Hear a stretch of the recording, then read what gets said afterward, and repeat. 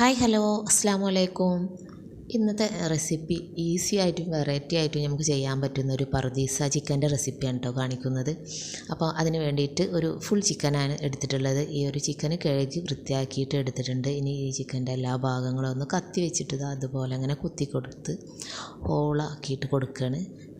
മസാലയൊക്കെ ഒന്ന് നന്നായിട്ട് പിടിക്കാൻ വേണ്ടിയിട്ടാണ്. അപ്പോൾ ഇനി ഈ ഒരു പർദീസ ചിക്കൻ ചെയ്യാൻ വേണ്ടിയിട്ട് അതിലേക്കുള്ളൊരു മസാല റെഡിയാക്കിയിട്ട് എടുക്കാം.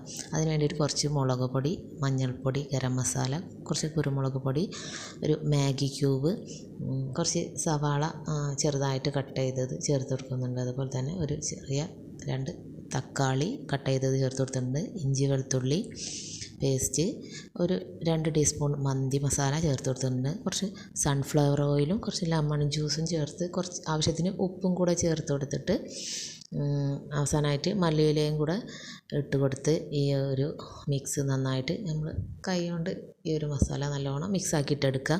ഇനി ഇത് ഈ ചിക്കൻ്റെ കഴുകി വൃത്തിയാക്കുക ഈ ഒരു ചിക്കൻ്റെ എല്ലാ ഭാഗങ്ങളിലും തേച്ച് പിടിപ്പിക്കുകയാണ് ഈ മസാല. നല്ലോണം ചിക്കൻ്റെ എല്ലാ ഭാഗങ്ങളിലും നല്ലോണം തേച്ച് പിടിപ്പിച്ചിട്ട് ഒരു 3-4 മണിക്കൂർ ഈ ചിക്കനൊന്ന് നമ്മൾ റെസ്റ്റ് ചെയ്യാനായിട്ട് മാറ്റി വെക്കുക.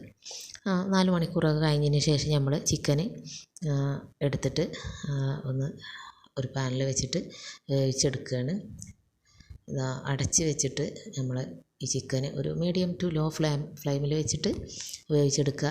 ഇടയ്ക്ക് ഒന്ന് മറിച്ചിട്ട് കൊടുക്കുക. ഒരു 10 മിനിറ്റൊക്കെ കഴിയുമ്പോൾ ഇടയ്ക്ക് ഈ ചിക്കനൊന്ന് മറിച്ചിട്ട് കൊടുക്കുക. അപ്പോൾ ചിക്കന് തിളച്ചൊക്കെ വരുമ്പോൾ ആ മസാലയൊക്കെ ഒന്ന് ചിക്കനിൽ നിന്നുള്ള വെള്ളമൊക്കെ ഒന്ന് ഇറങ്ങി വരും. അപ്പോൾ ആ മസാല ഈ ചിക്കൻ്റെ മുകളിലൂടെ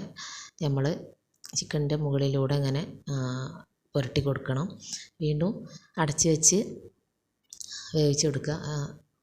ഇടയ്ക്കിടയ്ക്ക് തിരിച്ചും മറിച്ചിട്ട് കൊടുക്കുക. മസാല ഇതിൻ്റെ മുകളിലൂടെ അങ്ങനെ ഒഴിച്ച് കൊടുക്കുക.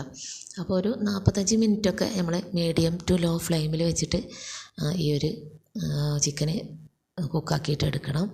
ഇനി അവസാനമായിട്ട് ഇതിലേക്ക് കുറച്ച് കാഷ്യൂ നട്ട് സോക്ക് ചെയ്യാനായിട്ട് വെച്ചിട്ടുണ്ടായിരുന്നു. അതും കൂടെ ഒന്ന് അരച്ചെടുത്തിട്ട് പേസ്റ്റാക്കി ഈ ചിക്കനിലേക്ക് ചേർത്ത് കൊടുക്കുകയാണ്. അപ്പോഴാണ് ഈ ഒരു പർദീസ ചിക്കന് നല്ലൊരു ടേസ്റ്റ് കിട്ടുക. അപ്പോൾ ഈ ഒരു കാഷ്യൂ നട്ട് പേസ്റ്റാക്കിയിട്ട് ഈ ചിക്കൻ്റെ മുകളിലൂടെ ഒഴിച്ച് കൊടുക്കുകയാണ്. ഇനി ഇത് എല്ലാ ഭാഗത്തും ആവാൻ വേണ്ടിയിട്ട് ചിക്കന് തിരിച്ചു മറിച്ചൊന്ന് ഇട്ടിട്ട് ഒന്നും കൂടെ വേവിച്ചെടുക്കുക. അപ്പോൾ നമ്മുടെ ചിക്കൻ പർദീസ അവിടെ ഏകദേശം റെഡി ആയിട്ടുണ്ട്. നമുക്ക് ഈസി ആയിട്ട് ഉണ്ടാക്കാൻ പറ്റുന്നൊരു ചിക്കൻ റെസിപ്പിയാണ്. ജസ്റ്റ് ട്രൈ ചെയ്ത് നോക്കുക, ഫീഡ്ബാക്ക് അറിയിക്കുക. ഓക്കെ, നെക്സ്റ്റ് വീഡിയോയിൽ കാണാം.